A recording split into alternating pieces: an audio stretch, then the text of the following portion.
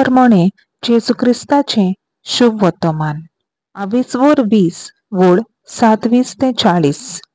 एकदम काय साधुकी जेजूशी आयले. ते पुनर्जीवनपण ना म्हणटात तसले मनीस.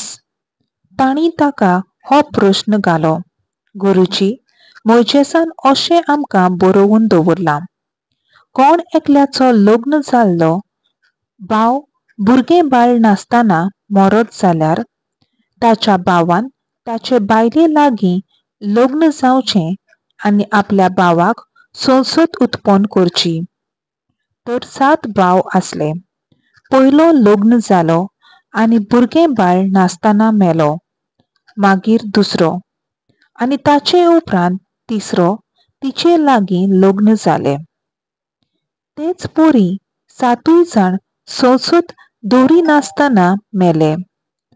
सगल्या वोन निमाणी बायलूय मेली.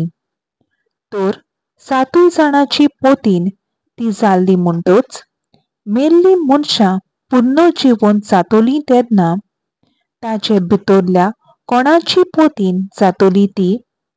जेजून तांकां सांगलें, ह्या युगांतलीं मनशां दादले लग्न जातात आनी बायलांक लग्न करून दितात, पूण त्या दुसऱ्या युगाक आनी मेलेल्यांतल्या पुनर्जीवनपणाक जी कोण पुर्तीन जाल्लीं मेळ्ळीत, तांचे मोदें लग्न जावप आनी लग्न करून दिवप आसचेंच ना.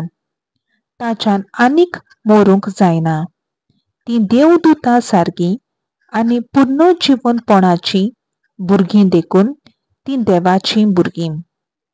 मेल्लीं मनशां परतीं जिवन जातात म्हूण मोइशेसानूय जिलकुटाची खबर सांगता थंय दाखयलां. तर थंय सर्वेस्पराक तो आब्रामाचो देव, इजाकाचो देव, जाकोबाचो देव म्हणटा, देखून मेलेल्यांचो न्हय, जिव्याचो देव तो. ताचे मुखार सगलीं जिवीं.